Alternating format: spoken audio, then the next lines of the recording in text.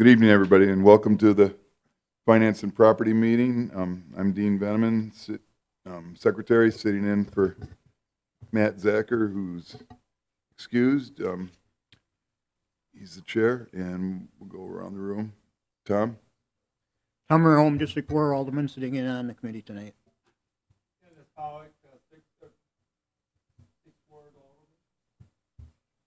Jay Bemke, District 8 Committee Member.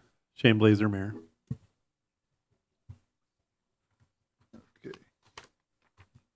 So, first item on the agenda is consider for approval the appointment of Elizabeth Maida as successor agent for retail Class B fermented malt beverages and retail Class B intoxicating liquor licenses for Drop In Again LLC for the premises located at 2963 State Highway 73 South to begin October 20th, 2022. Is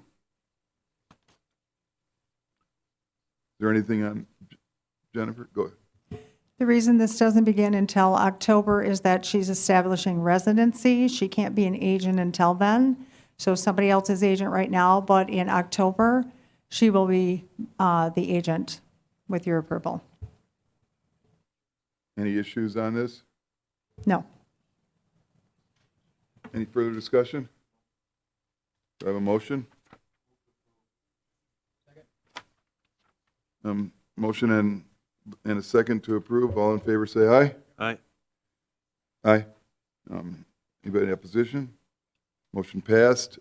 Next item, consider for approval a temporary retail Class B fermented malt beverage license and a temporary retail Class B wine license for Assumption Catholic Schools for the premises located at 440 Chestnut Street for a Feast of the Assumption event on Sunday, August 14th from 1 p.m. to 8 p.m. and for, for a royal event to be held on Sunday, October 9th, 2022 from 9 a.m. to 3 p.m. This one's all fine? They're all in order, yes. All in order for Jennifer.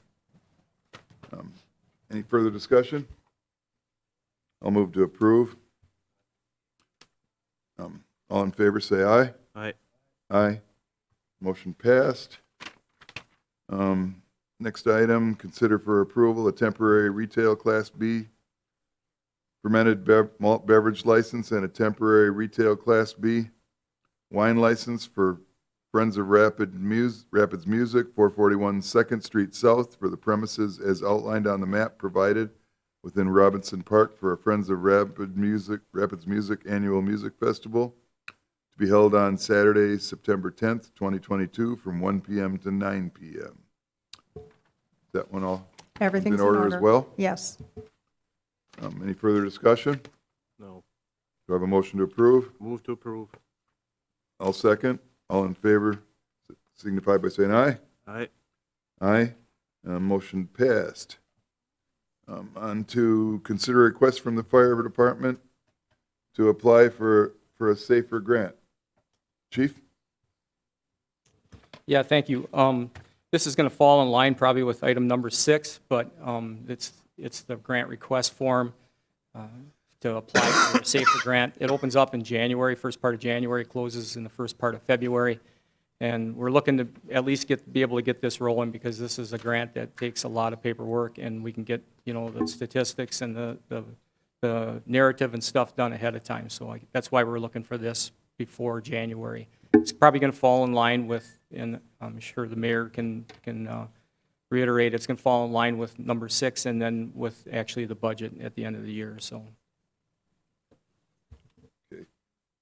Is this something we want? Do we go over 6 first before? So you're looking for action to? Pardon? Yep. Yeah, so the chief submitted a grant request form, which is per our policy. I've signed it, it's on Tim's desk, and he's aware of it, and he's online if he has any questions, but this will start that process that they can apply for the grant, and it doesn't, we do that policy so we're aware up front of any grants that anybody's applying for, and if there's any matches or any of those requirements, which are not on this grant. Okay. Is this something we want? Do we go over 6 first before? So you're looking for action to? Pardon? Yep. Yeah, so I, they did, the chief submitted a grant request form, which is per our policy. I've signed it, it's on Tim's desk, and he's aware of it, and he's online if he has any questions, but this will start that process that they can apply for the grant, and it doesn't, we do that policy so we're aware up front of any grants that anybody's applying for, and if there's any matches or any of those requirements, which are not on this grant. So then we make we approve the application for a grant, then we go on to 6? Correct. Okay, gotcha. They're two separate items Gotcha. technically, but Okay, they can be tied said all together one. too. I got you. Yeah. So any further discussion? I guess I just have a question. If Tim is on, if he's got anything he'd like to add to this?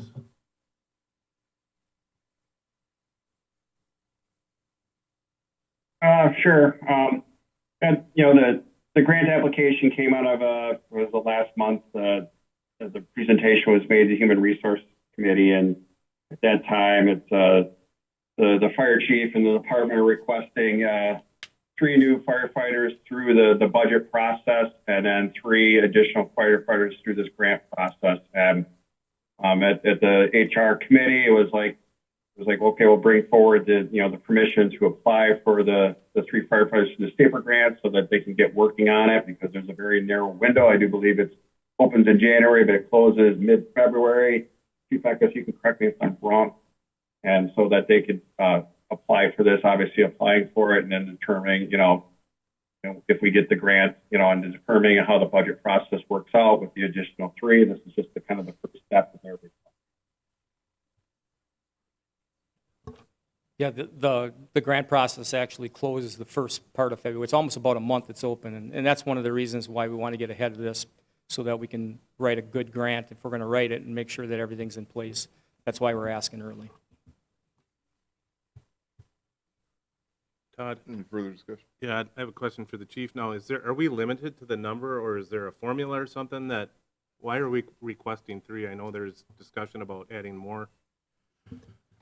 Yeah, that was asked last time. If we were going to put all 6 on there, we probably wouldn't see any of them until, mid to late 2023, and the problem still exists. And again, through what we presented it last time at HR, we believe that there's money that's generated already that would offset that cost.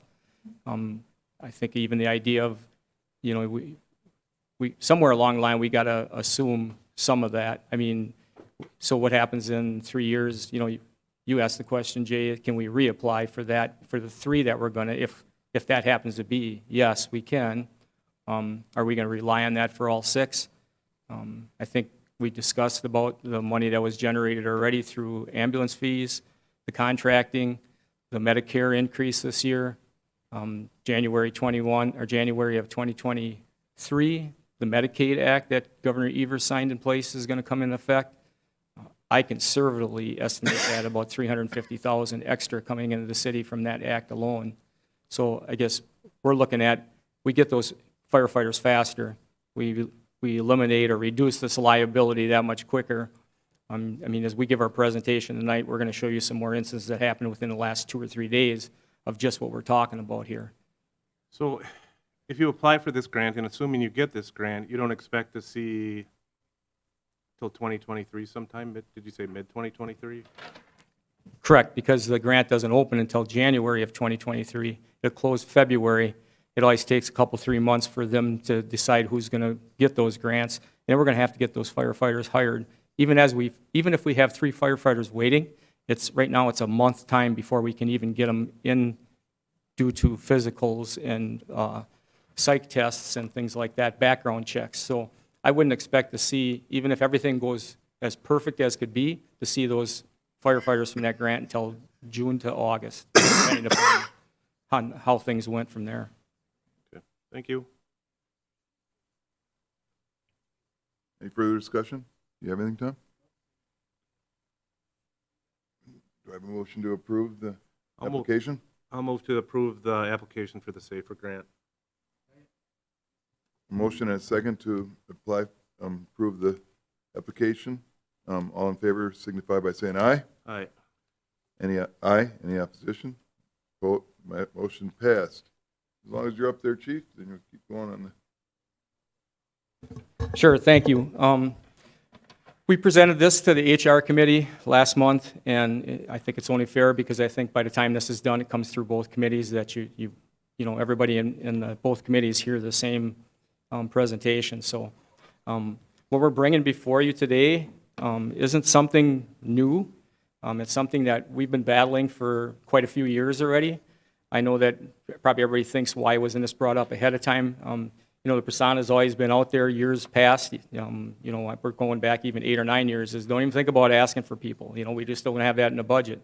So what do? We make up and make up and make up.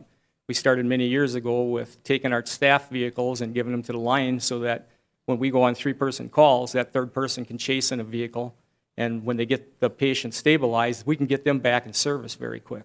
You know, we were running originally with 8-person staffing. That was the first thing we started doing. Most recently, we don't even send the ambulances out now on lift assist calls. We're actually sending our battalion chief and our motor pump operator out to do lift assist calls, so we take the load off of the people that are doing all the ambulance calls that are happening right now. You know, that's some of the things. Last year, we put a 9-person staffing in place. You guys know about that. We did that, you know, as part of the extra call volume we thought we were going to pick up with the South, but really that helps us tremendously with what's going on and what we're going to show you with the liability that is presenting itself, you know, every year more and more and more.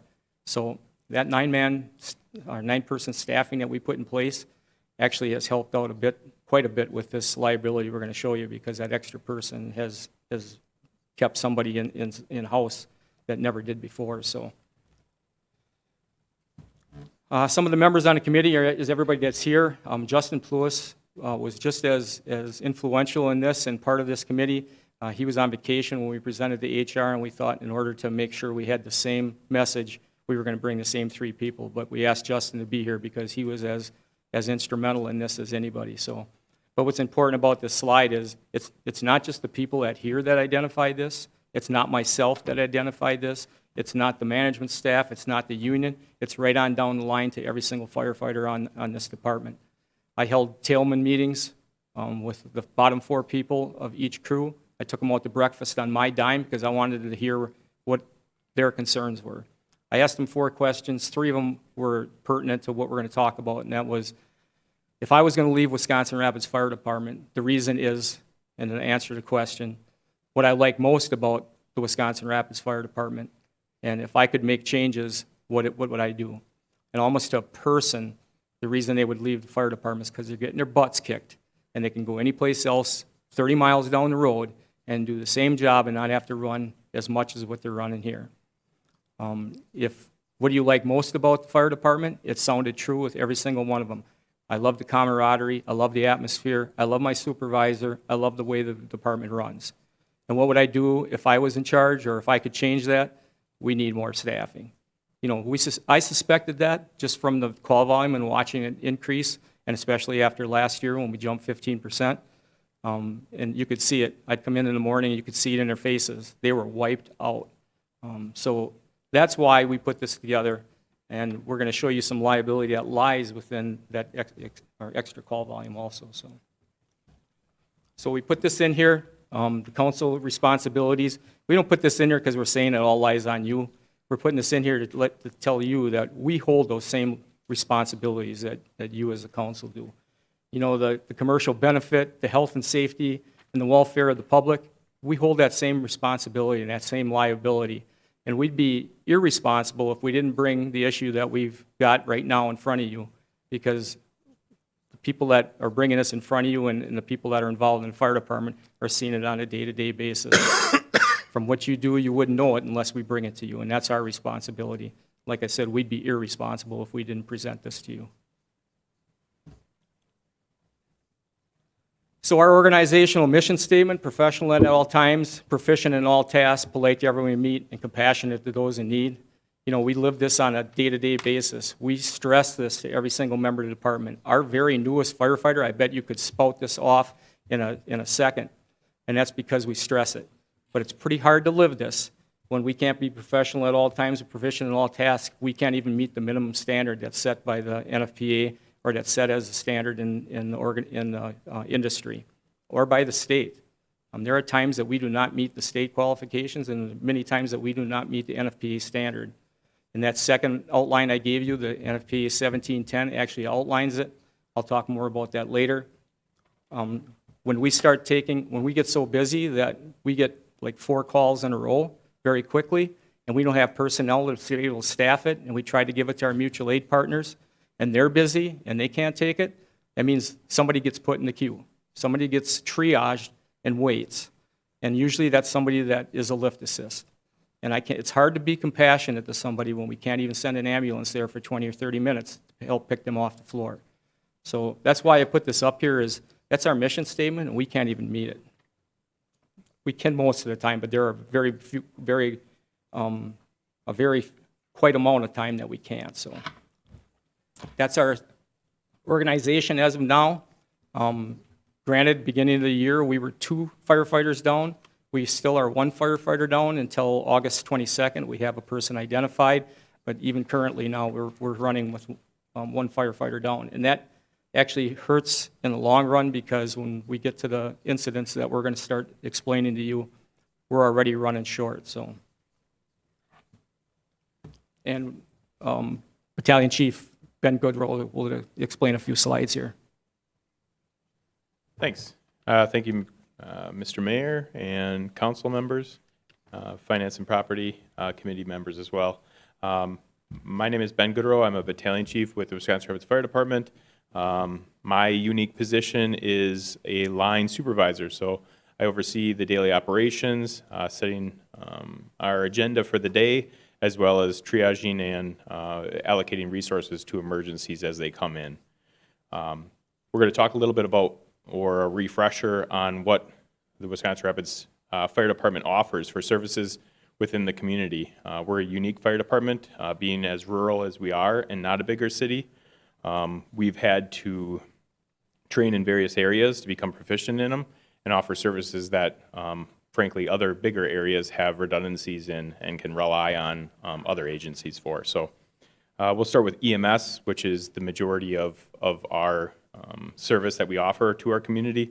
We have 911 responses. We also do community paramedicine, and we are the only or second CAS accredited ambulance service within the state of Wisconsin. And if we look at the second one here, fire suppression, quite obviously being a fire department, we offer structural, wildland, and vehicle fires. We also do, quite obviously, residential, but commercial and industry in both of our industrial parks. The third thing on the slide here is special operations. We kind of define that as everything under the umbrella that is not fire and EMS. So we have an on-site rope rescue team, a confined space rescue team, a hazardous materials team. We also do water and ice rescue and vehicle extrication. If I go back to the confined space rescue, we are also the standby team for a lot of the industries in town. So when they have a confined space that they have to enter, per law, they're supposed to have an on-site or ready-to-call trained confined space rescue team per OSHA, and we are that team. So when we do get busy, we have to call our industry members and let them know that we are dedicated to an emergency service, and they have to cease their operations, and business has to come to a halt until we're able to offer that service to them. If we go to the next one, is fire prevention. We do a little over 1,000 fire inspections throughout the community per state statute, as well as plan review, code enforcement, and we also have a juvenile fire setter program internally. And then I would be remiss if I didn't mention one of the chief's big initiatives this year is to get more involved in public education. But currently we have recruitment and retention of our employees. We have school-age programming. We have many speaking engagements in different organizations, and then just general civic engagements. So this is kind of a busy slide, and there's a lot of statistics involved in this, but if you do take a look at it, I'll kind of walk us through the slide all the way on the left. If you were to take a paper and put it vertically, you can go from 1991, and the red line indicates our call volume in 1991, and then it goes all the way over to our previous year of 2021, and our call volume there. And that's the blue line that indicates.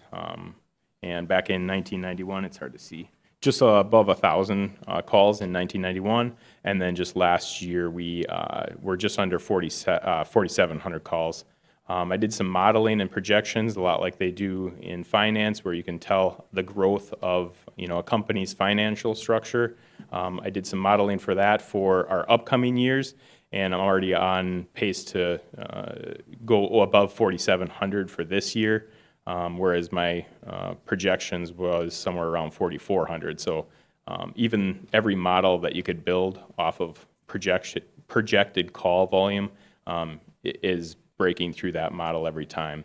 And the big red here indicates, if you follow the red line from all the way over on the left of the graph, that's our staffing. And there hasn't been any significant changes in our staffing since 1991. We did add some additional staff based on how overtime was trending at the time in 2016, I believe it was. So we made some alterations just so we didn't have to pay out as much overtime at the time, but we haven't actually added additional staff to our daily roster. And the red that I projected here indicates the increased liability that we're seeing over the years, and we'll talk a little bit about that and how it lines up.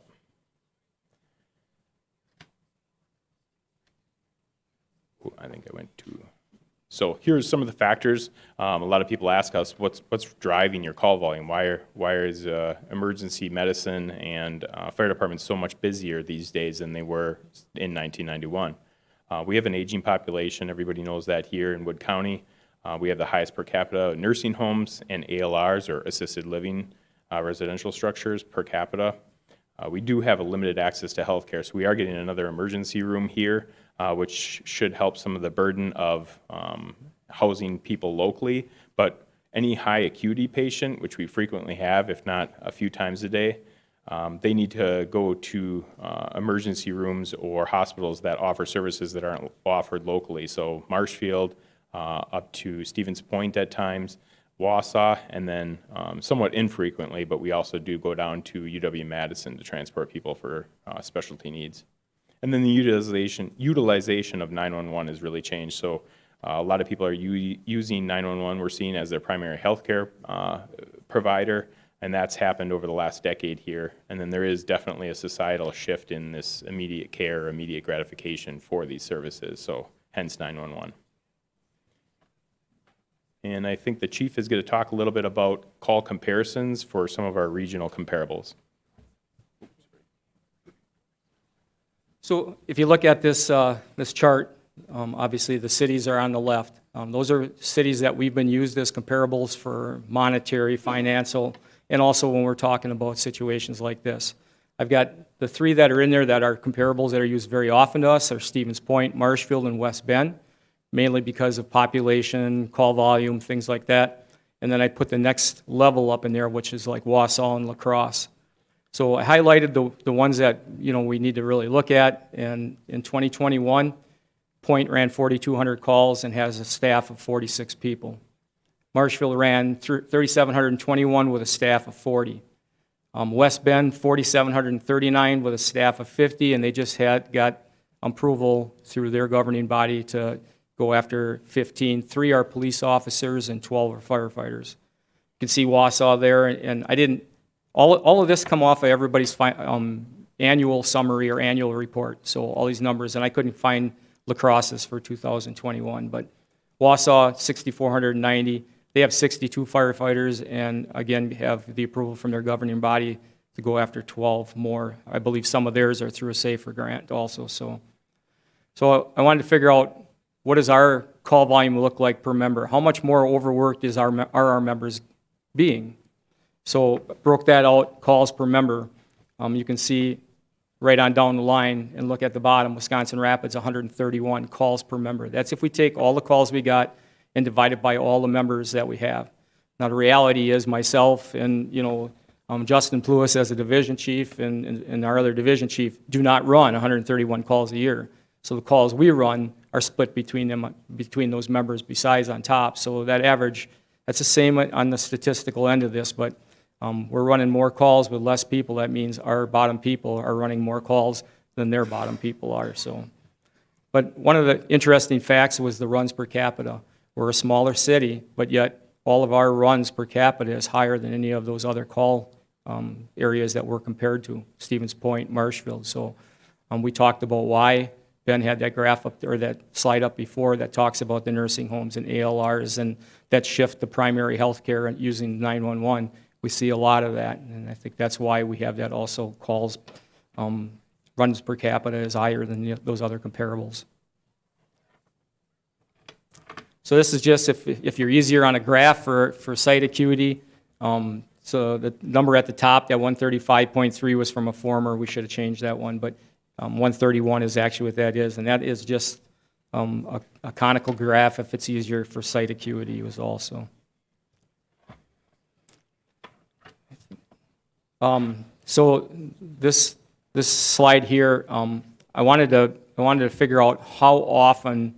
This is getting into the meat of where our liability sets. I wanted to figure out how often we were actually getting paged out and already had another ambulance or two or three or a fire truck or whatever it is out already on a call. So of those 4,600 calls, I broke down each month how many calls were in each month in the call volume, and the instances are how many times that month we already had an ambulance or two or three out. Realize this graph is from 2020, which means we were at 8-person minimum staffing. So a good portion of the year, we have 8 people on duty. As soon as that second ambulance goes out, even if there's only 2 people in each ambulance, we have 4 people left in the city. As we get going here, we're going to talk about how many people we need to effectively suppress a fire or even begin to, or make a rescue if that happens, but that number is higher than 4. So when we get those 2 and 3 calls, dingers we call them, that means we're leaving 2 people or 3 people left in the city. And there can be a span there where we have a hard time getting people in, depending upon who's available and who's not. So 25% of the time through the year, last year, when we got paged out, we were sitting at 4 people. Did we get somebody in? Sometimes we do. Sometimes that can be 15, 20 minutes. Even to be financially sound, we pick a time when those guys go in service and they get on scene, they need to call back and let their battalion chief know, we're going to be available in 15 or 20 minutes. We're trying to be financially. If we called somebody in every time that happened, our overtime would be $250,000 easy a year. So we're trying to be financially responsible, but every time we do that, we're still leaving a liability issue there, or a risk assessment is what we call it, that we do every time we have second ambulance or third or fourth goes out. So just to give you an idea, just even within the last 48 hours, 72 hours, last night at 1:41 in the morning they were paged, at 1:45 they were paged, and at 1:49 they were paged. Those are 2 persons. Now luckily we're at 9-person staffing, but 2, 4, 6, that leaves 3 people left in the city. That happened within 9 minutes last night. 2 days ago on the 31st, 23:55, so 11:55 at night, paged out, midnight paged out. 0:13, so 12:13 in the morning, paged out. And that last one was a shortness of breath. So that's 7 out of 9. We're sitting with 2 people in the city. Are they trying to make calls back? Yeah, they're trying to make calls back. Are they always successful? No. The problem with it also is it's easy to say we can rely on mutual aid. There's been instances where we've asked for mutual aid because we don't have people available, and they're short also. They can only staff 1 ambulance. So, you know, the liability is real, and that's the point I wanted to make here. So, you want to give your... Derek can tell you about an instance that happened with him just a little bit ago. Thanks for having us again. Derek Matakowski. I'm a lieutenant with the department. I generally work out of Station 2 in charge there on Division Chief or Deputy Chief Ben Goodrill's crew. So this was in June. We had multiple calls going out. We sat there, but like Chief was saying, you know, we're sending 2 out at a time. But when they stack up like that, there was, I mean, it was a good half hour. We sat with myself at Station 2 and a battalion chief at Station 1. And I live in the city and pay taxes. To have that big of a window where you're sitting with two firefighters essentially, it's scary. And I'm at the west side by myself and with an engine. If we get a call for, you know, a structure fire where someone's trapped, it puts you in a very peculiar spot where chances are I'll go in and do whatever I can by myself, waiting for, you know, more staff to arrive. So it just happens so frequent now And like Chief said, in the last 72 hours, I mean, that's a good chunk of time to, get people back to staff a fire engine. Did you have more? Okay. One thing we did want to touch on though is, because we took on, the outlying areas with Nakusa ambulance not being successful. And so a lot of the questions is that's what's driving this increased call volume. This is a heat map of how our runs generally play out. And as you can see, if you look at the rise, it's mostly in the city, and like Chief and Battalion Chief stated, it's the increase in the assisted living facilities, the nursing homes, and then like we said, the more people in our general community calling for 911 for immediate healthcare needs.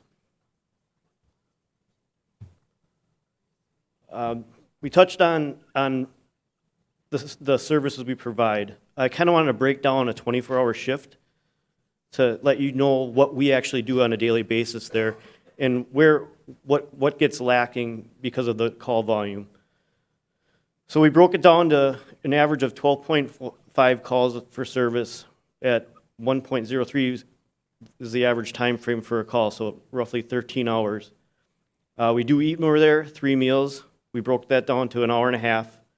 We do try to sleep. It's generally, like we stated here, it's interrupted at nighttime. For someone to sleep through the night at the station, which a lot of people believe that's how it is or sit around playing cards, it's just not accurate anymore. And so that leaves us out of a 24-hour shift, 3.5 hours for the following objectives and responsibilities. Training. We're required by state statute to have a minimum of 40 to 70 hours annually of fire training. We're all paramedics. Some of us are critical care. So a minimum of 84 hours to maintain our licensure, to maintain the level of service we provide for ambulance. We also have to train in the special operations Ben was speaking of. It's kind of like we're basically jacks of all trades. So we try to spend as much time during the day to touch on all these technical rescue aspects. We do encourage our membership to have physical fitness, whether it be getting on the treadmill for a while or walking around the station outside. And we do provide in-house stuff for them to do, for all of us to do. We do have station maintenance, cleaning, vehicle maintenance, which is the cleaning of the vehicles and decontaminating the ambulance to make it safe for patients and our membership. They did touch on fire prevention. We do a lot of fire prevention, public education, community engagements, and like Ben touched on, the confined space rescue standby. And like we said, anytime we have these multiple calls going out and there's an industry or even the city with a confined space entry, we have to call that industry and tell them to cease operations until we can provide the staff. And making that call is always tough because, that's the last thing an industry wants to hear is, cease your operations until we can be available. We use Image Trend for our EMS and fire reports, and we have in-house administrators that do all that, so there's a big burden on them. And there's also the administrative duties of the fire chief, division chiefs, battalion chiefs, and us. In addition to that, we do have, like Ben mentioned, we're CAS accredited. We have our own quality assurance committee in-house, and those members that participate in that is a big ask of them, and when they don't have the time to try to go, do quality assurance on all the ambulance runs. Thank you. So in order to get our head around this, we wanted to know, what are we compared to? What should we be doing? This is that second packet I gave you. The formulas are in there for each of these areas that we have on here, just to save time instead of going through each one in the formulas. We handed it out to you. So Nfpa recommends that you keep 1.81 firefighters per 1,000 residents in-house. Currently, for the areas we serve, we're at 0.81. Unit hour utilization, That formula, again, is in there. Not a great one for what we're talking about here as far as a complete department. It's more for how busy is an ambulance. So we did do that calculation. One of our ambulances is 0.31 and one is 0.28 of our front two line ambulances going out the door. 0.3 is kind of the point of, I got line in the sand. They talk about stress and sleep deprivation and things like that when ambulances start to run at those kind of numbers. The commitment hours is really what's new in the industry where fire departments are looking at. It is at your total commitment of a fire department across the board. That's the one in that second packet that talks about Henrico County. That gives the formula in there. But, you know, our commitment number is 0.532, and their top line you should never be over is 0.30. And that's described in that handout there. So SPS 330 is actually that's an OSHA, and actually NFPA identifies that is the 2 in and 2 out rule. If we have 2 firefighters inside a building, we are mandated to have 2 firefighters outside of the building. That doesn't include the one person that's got to be in charge and run the pump yet besides. So we talked earlier about hiring back to 5, or why we're trying to get to that level of 5. No matter if we get 3 ambulances out, we would still have 5 at the station, because that's the number it takes to begin a suppression on a house, or if somebody's inside, to go ahead and make a grab in there. Right now, when we have those 2 or 3 ambulances out and we're sitting at 3 and 4, we don't have the people to do that. Legitimately, we shouldn't even be going in a house. I'm going to tell you that from a person in this fire department, including myself, there's not a one of us are going to sit outside and wait until we got 2 people. We're going to put a pack on and we're going to go in and grab that person or start that suppression effort. But by, I don't want to say ignoring, but by not changing this, what we're doing is telling these people, these members, is that it's okay for you guys to be at 3 and go ahead and take those chances. And that scares me as a chief, that we actually are going to put people in those positions. And when it happens just once or twice a year, it's a different thing, but it's happening more and more and more. So those are the standards that we're held to. There's also one in there, NFPA 1710. You know, they did a landmark study. They took a 2,000 square foot, 2-story residential home with no basement, and they burned it 60 times out in the NIST laboratories. And they affected trainings on there with using 2-person, 3-person, 4-person, and 5-person attack teams. In that handout I gave you, it talks about the most effective was 3 and 4-person attack teams could affect a rescue or a suppression 30 to 40% faster than any of the others. Obviously, 5-person was just a little quicker, but we're going to get 5 people. I'm not worried about that. But that landmark study is what set that number where you see 1710 and how many firefighters should be on a fire scene. They've got 17 on there. We're not going to get 17. We know that. Right now, the best we can do, if we have nobody on vacation, is 11. If we get 2 more, the best we can do is 13. If you look on there, they talk on the last line about a RIC team or a rapid intervention crew. That's how we're trying to get around that. We can't put a rapid intervention team together. What we do is we take our 2 people that are on deck, the 2 outside, and they become our rapid intervention team.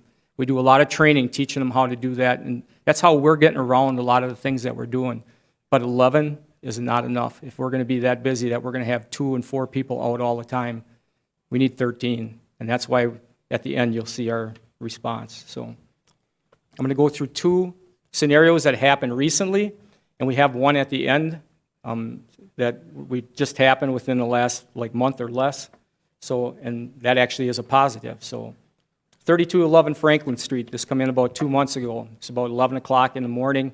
About a minute or 2 minutes before this comes in, we have to send 2 paramedics to the airport to pick up flight crew, to take them to Riverview, pick up a patient, and then take them back to the helicopter. These are high acuity patients that are coming in a helicopter. They need our care. So don't, it'd be easy to say, well, why don't you let them take care of it? They have no way to get to the hospital, and they need that high acuity care. So we send 2 people. So mind you, we're 9-person staffing now. We're 2 persons down to begin. Tones come in for an apartment fire at 3211 Franklin. This is a 4-plex or 4 16 or 32 unit apartment complexes, lower level, upper level. The fire's in the 2nd story.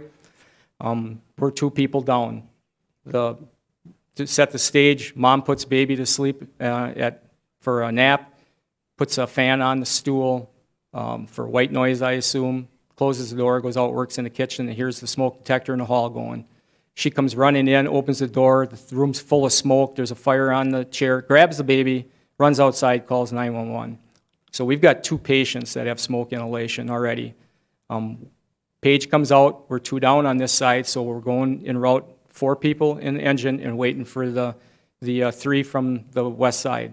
If you look at 3211 Franklin and where the west side station sits, farthest points probably in the city right now. The battalion chief in time, now en route, is calling to try to get members back. We know it's a working fire. We can rely on dispatch to do that, but they've told us it could be 15 or 20 minutes if we ask them to call people back. So we worked it out in our phones that the battalion chiefs are calling. We put I am responding on there so we got it all pre-planned. That's all they got to do is click which it is and send it so that we get people coming back. And other things we're doing to try to get more people and try to prevent, being short. En route, they know they can't grab their own hydrant because they're down, so they call Engine 2 and tell them you need to grab a hydrant and supply us. Battalion chief at the time, because they're down now, goes into firefighter mode. There was no 360 done on the building because they got to get to the second story. He switches to our TAC channel, which is the channel we use on fire scene. He's trying to help move hose. He realizes we need to go to another level of alarm.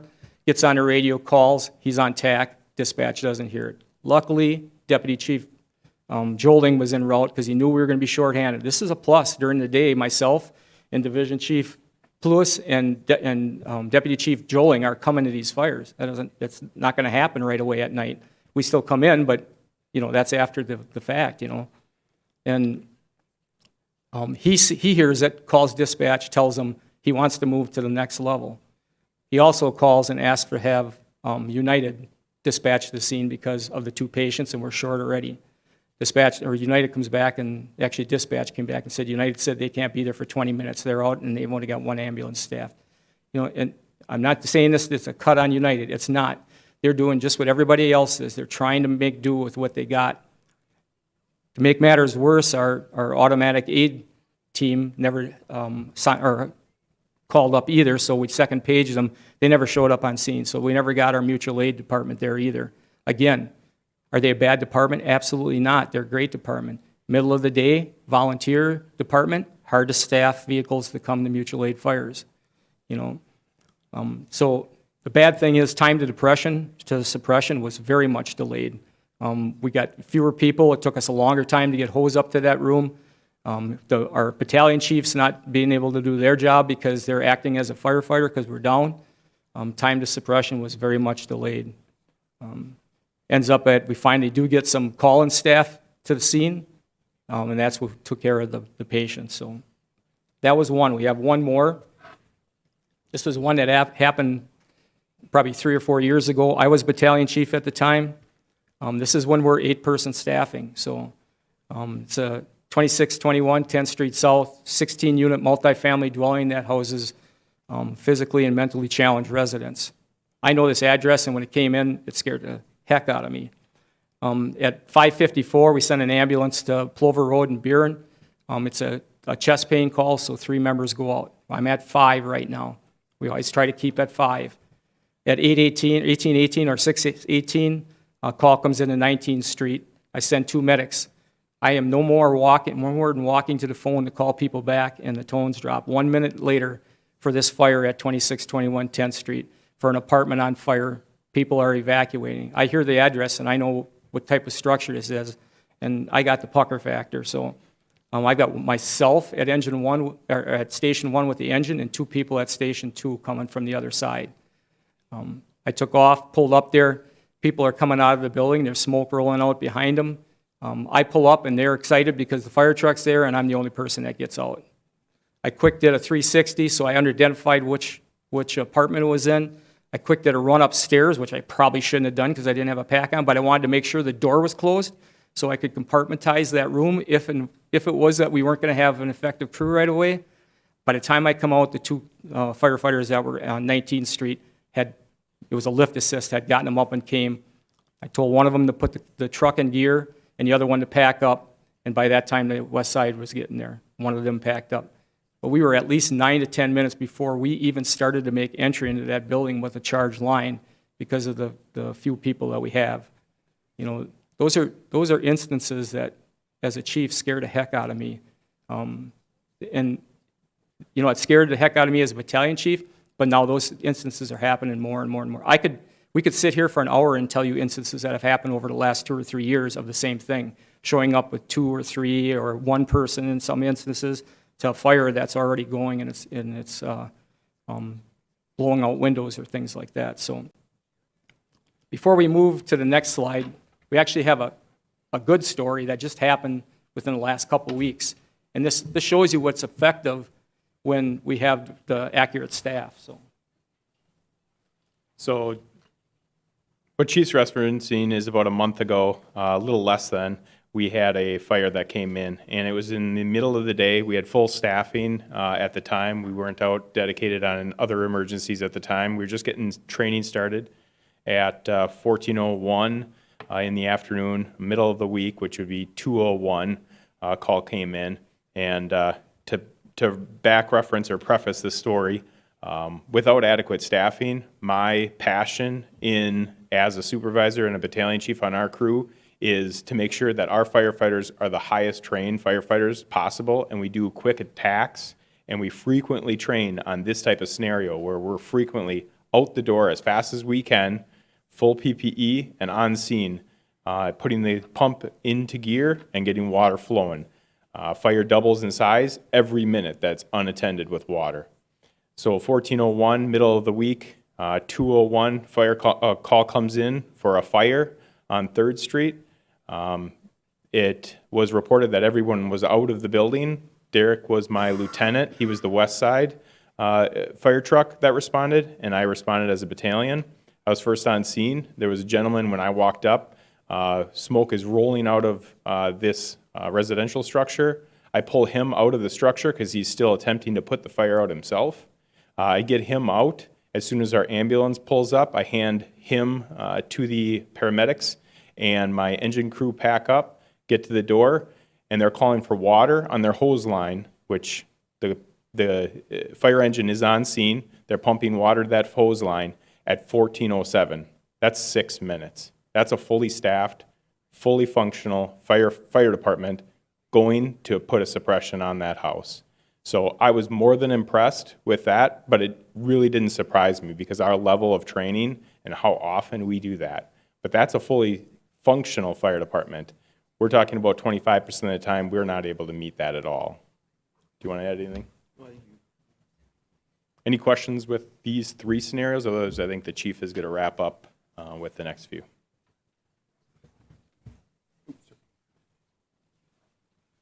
So with every problem we bring you, we want to bring a solution. I think you guys were discussing a little earlier, we need 6 additions of staff.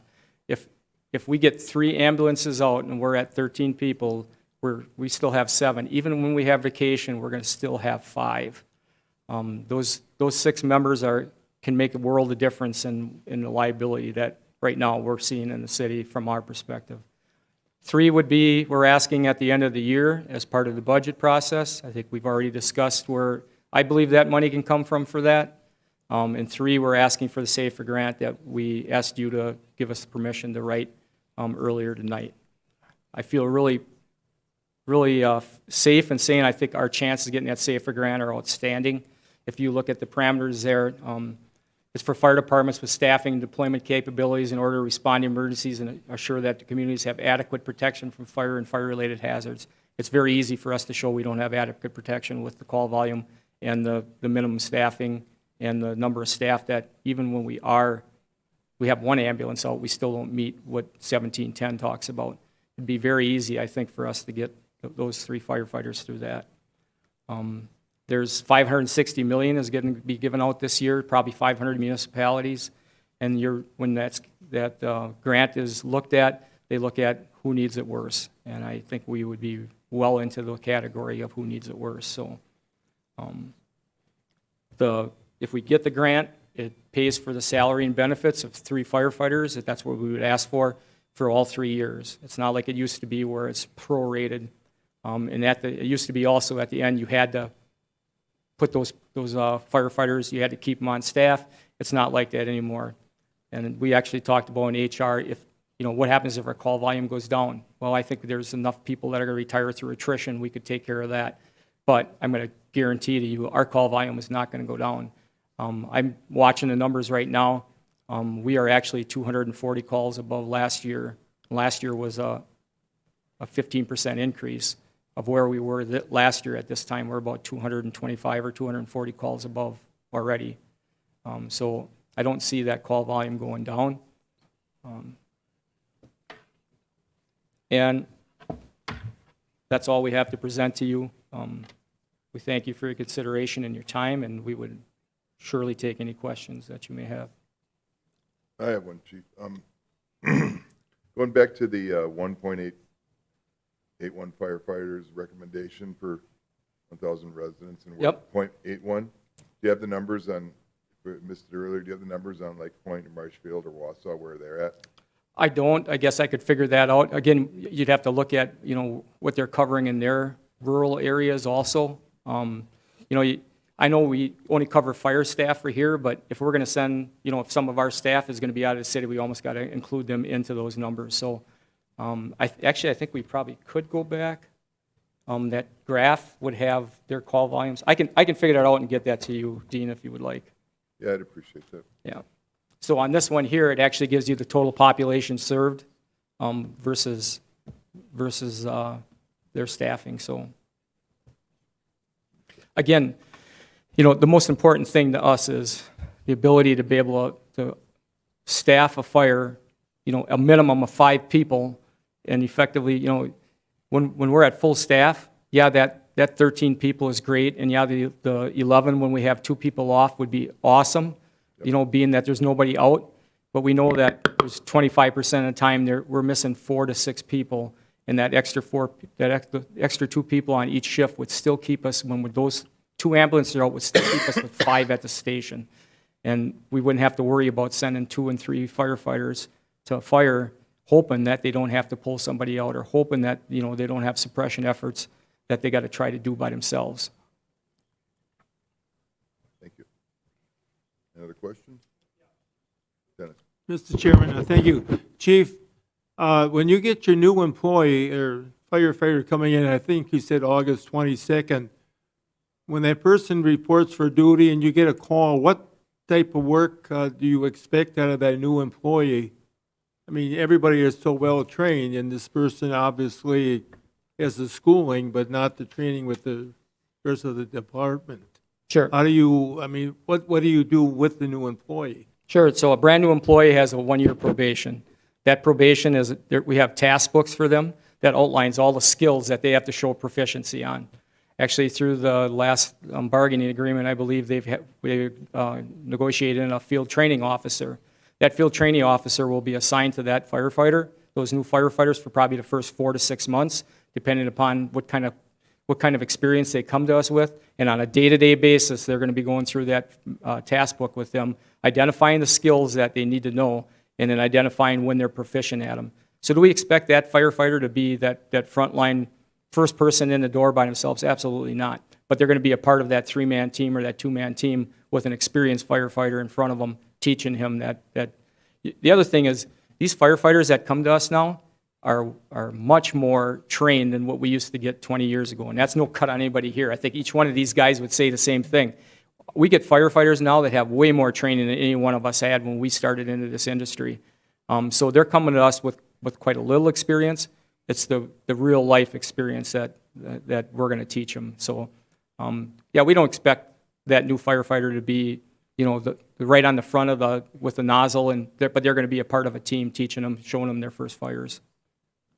When they get out on the fire, do they wait for somebody to tell them what to do, or can they just Nope, do what they? That's what the training is. When they get on a fire scene, they know they're expected to get out of that fire, and if they're on the hose line, then they're to stretch the hose line to the front door, flake it out, and get ready to make entry and make communications with the battalion chief and the motor pump operator. If they're the person that's second in line with the tools, it's their job to get a Halligan and an axe and have that and maybe the camera, the thermal imaging camera. So everybody's got their job, and that's what we train on. That's what Battalion Chief Goodrow was talking about. We practice those quick attacks very fast. Every person has to know their job. You don't get off the truck and look at your battalion chief and say, what do you want me to do? You get off the truck and you do what you're supposed to do. And that's what that training is all about. Okay, thank you. Do we have a, earlier you had said one of the reasons why, and then you had talked about elder care nursing. Do we have a higher nursing home or elderly care per capita population than neighboring cities here? Yeah, we do. Actually, if you guys remember Mitch Waite, as part of one of his masters, he did a study on this Tri-City area in general.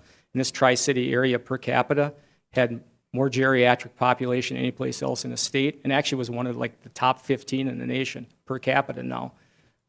For whatever reason, our area here, our people that live here like to stay here. And I'm not saying that's bad. I mean, you know, the other thing is, we all know the population that's going in retirement, the baby boomers, right? Highest population we ever had. The older we get, the more health care we need. That's just the way it is. I mean, it's not their fault, and we're not blaming it on them. It's just, we know it's there through research, and we need to prepare for it, so. Any other questions? Tom, you have any? No questions, really. I think I appreciate the presentation. I think it shows where the department's at, what they go through on a day-to-day basis, and I think they've shown the need for additional people on the crew. And I guess if there's no more questions or whatever, if there is, but otherwise I'd make a motion to that. And I think we're at the part of go to 3 through the budget process. Yeah, I don't know if this was on the agenda for a motion. No. I think it was more a Right. presentation, so the information is there for you when the time does come through the budget process.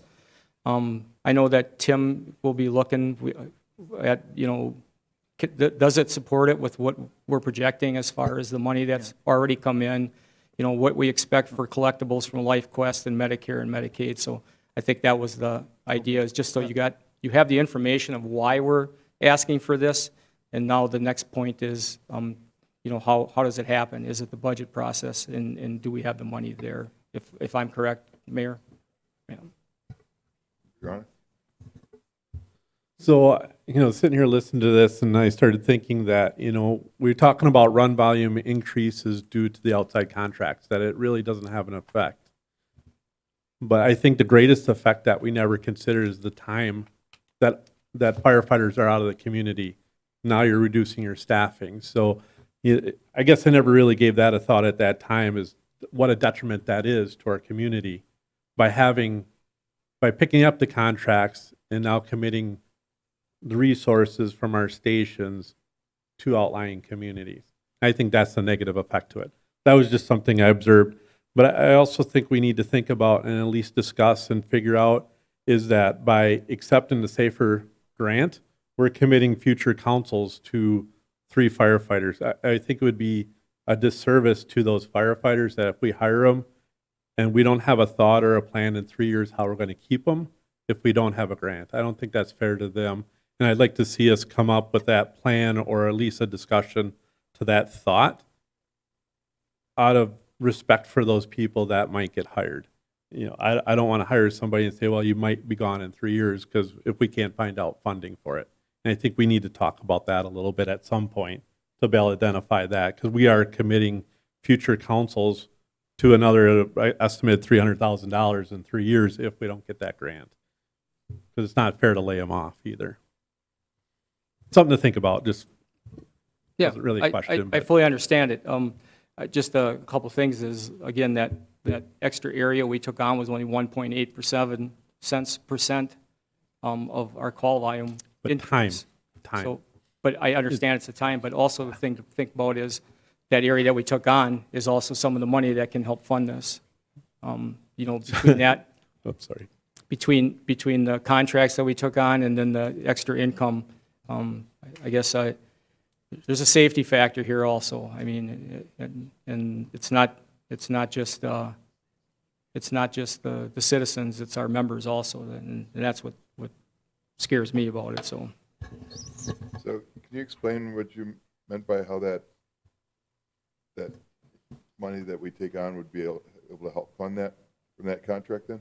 Sure. Well, from the contract and the ambulance fee schedule, if you remember from Alderperson Catnaw's last meeting, he brought it up and thanked Tim and I for the work we did, which it wasn't just me. There was a lot of people that were involved with that. But in the number that he said there was $340,000 was generated just from those two moves. So, you know, I go back to that $340,000 just from those two moves. $300,000, each firefighter is $100,000. If that's accurate, the money that we generated off of that should pay for those 3 firefighters. And that should be there for as long as we got contracts. And I don't see anybody taking those contracts away from us. I mean, people are very happy with the service we've got, and we hear nothing but positives of that. And I think that was proof when we went and proposed for those contracts.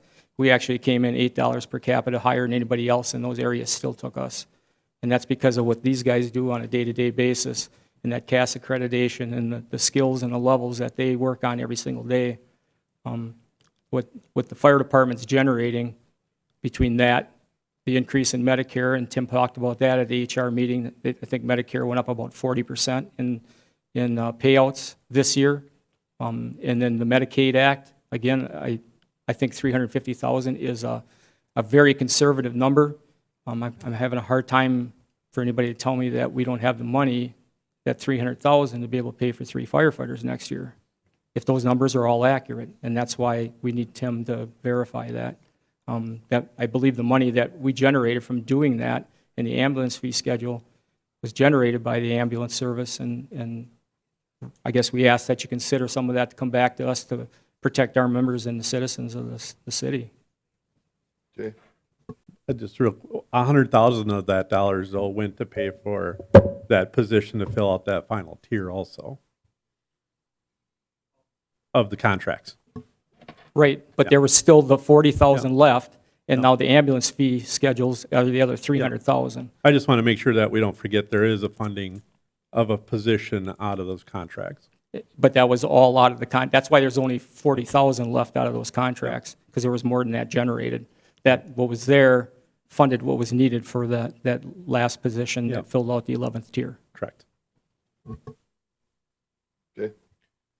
So I guess I don't expect you to maybe be able to answer all of this right now, but something to think about going forward. First of all, if you add 6 people, how is this going to affect your shifts? Are we going to be looking at shift changes again? You just went to your schedule. And again, I don't expect answers to all of this now. Is that going to be considered? I'm assuming that you're going to add two firefighters to each crew. But the facilities, do we have the facilities for those? We're all set with that. And then the other question is, especially for this grant and training, or this grant, training and equipment, you know what it costs to outfit a firefighter? I'm sure it's not cheap.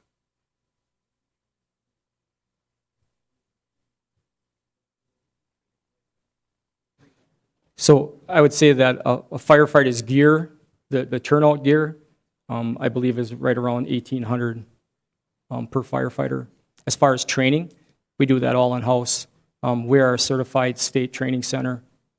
We have 12 fire instructors in-house, including myself. We have about 12 or 13 EMS instructors in-house. We don't have to rely on anybody to do any training for our department, EMS or fire. We have that knowledge and that skill set and that certification and licensure right in-house. Okay, so I guess what you're saying is the expense is going to be the firefighters, the rest of this. I don't want to say $1,800 is minimal, but that's not a lot. So, okay, I think you answered it. As far as shifts, I wouldn't see why we'd have to change the shifts at all. I don't care how we look at it, it's not going to improve or hinder whether we put 2 people on, whether it's 48, 96s, or if we change shifts there.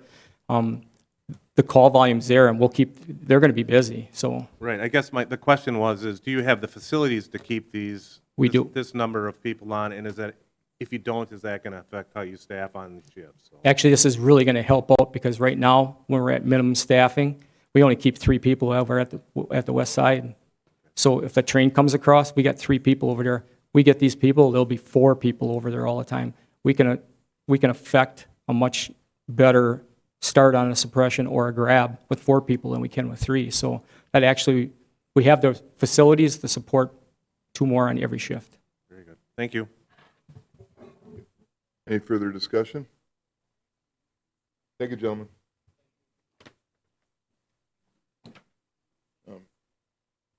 Moving on to audit of the bills. Any discussion? Well, I'll move to approve the check number 13491 through 13880. All in favor signify by saying aye. Aye. Motion passed, excuse me. And set the next meeting date. With Matt not here, I'm not sure on that, but go ahead. The first Tuesday in September is the 6th. It's also the day after Labor Day. We want to put that down, we can put that down tentatively for that, but we can put that down tentatively for that, but I'll get a hold of Matt just to make sure it works. For the 6th? Yeah. Okay. Does it work for you, Jay? Yeah, we better check with Matt, but it works for both Jay and I, but with Matt gone. Then final item is adjournment. Motion to adjourn. Have a second? All in favor say aye. Aye. Thank you.